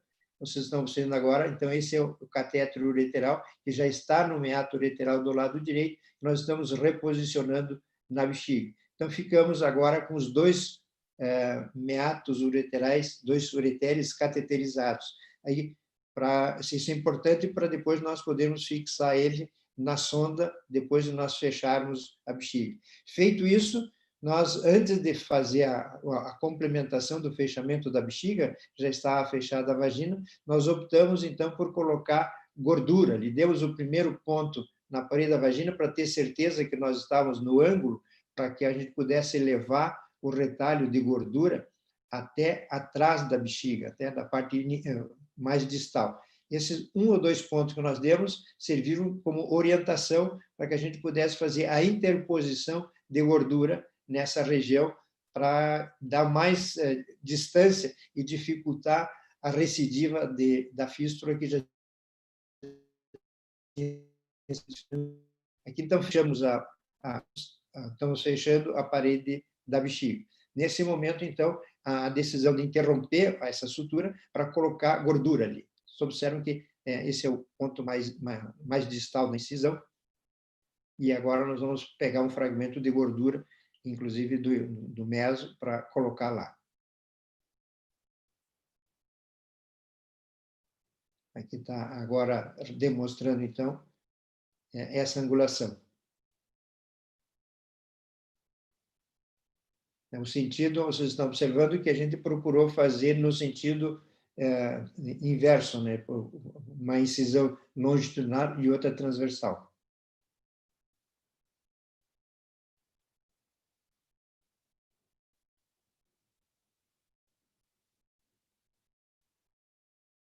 Aí deu para ver que estamos já com o plano adequado, e aqui procurando levar a gordura entre as duas suturas.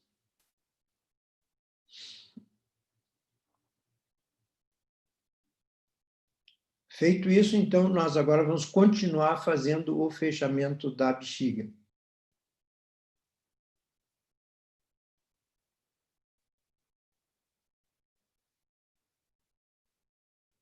Então, o retalho de gordura foi até lá.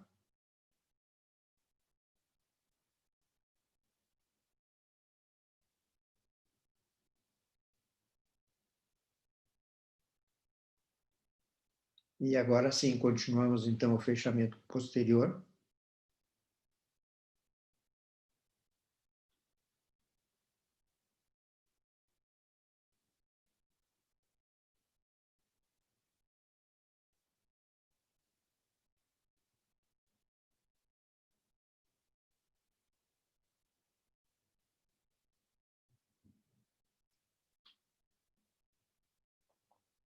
Eu considero essa cirurgia uma cirurgia desafiadora pela história que a paciente sofreu, pelo passado que ela sofreu, e realmente não desprezar a dificuldade que a gente pode ter para fazer o acesso. Um abdômen mexido, muitas vezes, acaba nos levando a ter acidentes frequentes, e eu já tive de lesão de alça, como aconteceu numa das tentativas anteriores que ela tinha feito, de lesão de colo, e ter que fazer derivação intestinal. Então, é realmente uma cirurgia que, aparentemente simples, mas que não pode ser menosprezada essas dificuldades de acesso. A partir daqui, nós podemos dizer que estamos praticamente seguros, porque conseguimos fechar a vagina, conseguimos fechar e fazer a interposição da gordura, e agora terminar de fechar a parte anterior da bexiga. Uma das preocupações seria de tentar manter a bexiga o mais tempo possível sem forçar as suturas, e por isso nós optamos então de deixar com os 2 catéteres ureterais, esses que estão colocados, em vez de duplo J. Porque o duplo J, se nós colocássemos, ele ia ficar com a ponta dentro da bexiga, e qualquer coisa que poderia acontecer com a sonda, ou obstrução de sonda, ou a paciente, às vezes, angular a sonda, forçar e ter uma recidiva nova. Então, com a colocação dos catéteres ureterais por 3 semanas, foi o que nós deixamos, nós tivemos certeza de que essa bexiga e essa nossa anastomose, nossa sutura ficou em repouso. Aqui fazendo o teste com o fechamento já da bexiga. Então, aqui um detalhe que a gente utiliza, nós usamos uma agulha cor-de-rosa, passando por dentro da sonda e investindo o catéter ureteral. Então, com isso, nós conseguimos usar uma bolsa coletora só. Nós temos, então, a sonda vesical, a sonda ureteral direita, a sonda ureteral esquerda, a gente passa novamente a agulha cor-de-rosa por dentro da sonda, vestimos a sonda ureteral, e com isso, uma bolsa coletora apenas é suficiente e dá menos chance de complicação do que usar 3 bolsas, 3 derivações. Você tem mais 5 minutos. Dá um pouquinho de trabalho no início, mas eu acho que essa é uma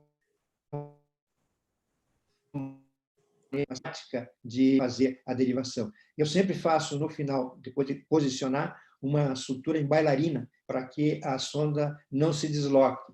e com isso, então, ela pode, inclusive, ir para casa com essa bolsa, com a derivação, mantendo a bexiga em repouso. Com isso, a chance de recidiva é bem menor, porque a nossa sutura fica realmente em repouso por um tempo bastante longo, o suficiente para que haja uma boa cicatrização. Então, esse era o caso que eu queria mostrar para vocês, que eu considero uma situação relativamente comum, uma cirurgia que não é muito rara, que nós temos feito com uma certa frequência, mas a história de muitas reoperações com recidiva é que torna esse caso realmente desafiador na minha maneira de ver. Era isso que eu tinha para mostrar. Muito bom, Mirandolino. Parabéns, realmente cirurgias repetidas é muito desafiadora para fazer por laparoscopia e foi muito interessante esse caso seu aí, mesmo muito desafiador e você arrasando aí como sempre, né? Vamos, o Marcos Tobias está por aí, né, Marcos? Marcos Tobias, daqui a pouco você vai fazer o comentário final, viu? Estou aqui à vontade, estou aqui, mas você toca o barco aí que está excelente. Está todo mundo elogiando muito. Parabéns. Tá, nós vamos aqui atender as perguntas aqui, em seguida você vai fazer os seus comentários finais. Então, uma das primeiras perguntas aqui, aliás, tem duas para o Anuar aí. A Juliana pergunta, pode ocorrer refluxo após tubulação, anastomose com coto ureteral? Ou o músculo vesical serve posteriormente como esfíncter?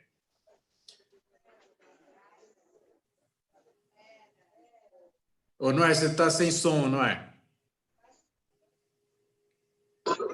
Nesse vídeo apresentado, não foi feito antirrefluxo, mecanismo antirrefluxo, porque não tinha extensão de ureter para fazer um trajeto submucoso, né?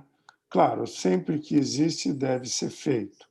Eu acho que esse tubo de bexiga absorve muito a pressão durante a micção.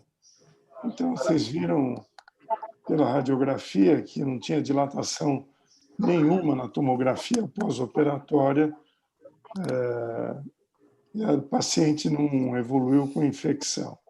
Então, quando possível, deve ser feito mecanismo antirrefluxo.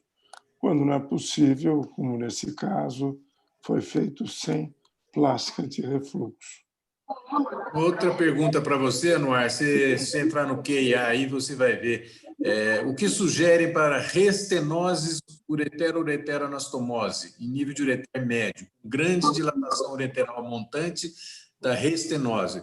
Então, ele dá as opções aí, dilatação ureteral com duplo J, reimplantar o ureter dilatado com psoasite, Wari, ou ureteroplastia proximal com nova uretero-ureteroanastomose. Duplo J não resolve problema nenhum, né? Só uma drenagem temporária, mas não vai dilatar nada.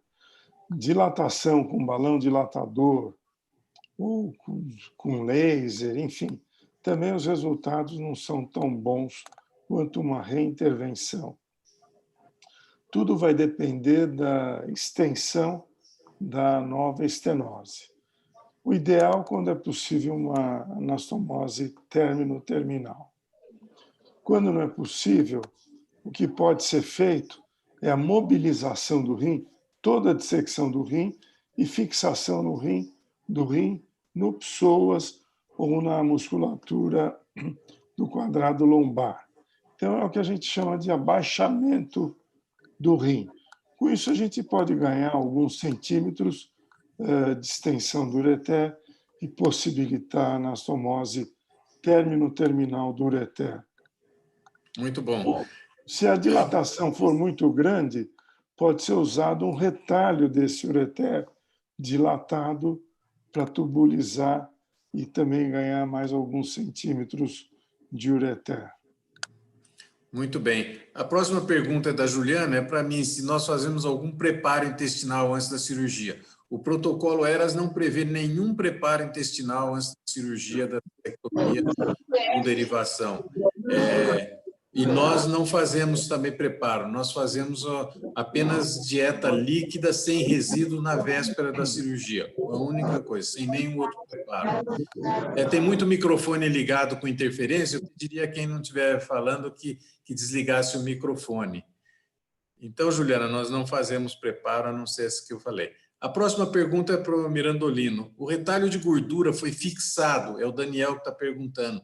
O retalho de gordura foi fixado com um ponto ou apenas colocado entre as linhas de sutura? Fixado com 2 pontos. Então, está respondida, fixada com 2 pontos. Então, algum dos palestrantes tem alguma pergunta para fazer para o outro? Tem uma pergunta aqui se a cirurgia foi o programa foi gravado. Foi gravado e será disponibilizado posteriormente no grupo de Goiânia, e nós podemos disponibilizar em outros grupos para quem não assistiu poder assistir novamente. E agora eu gostaria de passar a palavra para o Marcos Tobias Machado para as considerações finais. Você tem 5 minutos, Marcos. Não tenho nenhuma consideração a fazer, não. Eu queria te dar os parabéns. Eu acho que a iniciativa dessas reuniões é a gente ter exatamente isso. Você ter liberdade completa de expor um tema ou de criar uma reunião temática como você bem organizou, escolher os palestrantes, dar os parabéns a todos, né? Tirando o Fazoli, a maioria, todos foram meus professores aqui, incluindo você. E o Fazoli é um cara brilhante, né? Não tem nem o que falar, né? Tá no IRCAD com a gente também, está sempre buscando se desenvolver, né? Como todos os outros. Dar os parabéns a vocês, né? E convidar, eu queria que todos vocês estivessem aqui nas quartas-feiras para poder participar sempre dessas reuniões.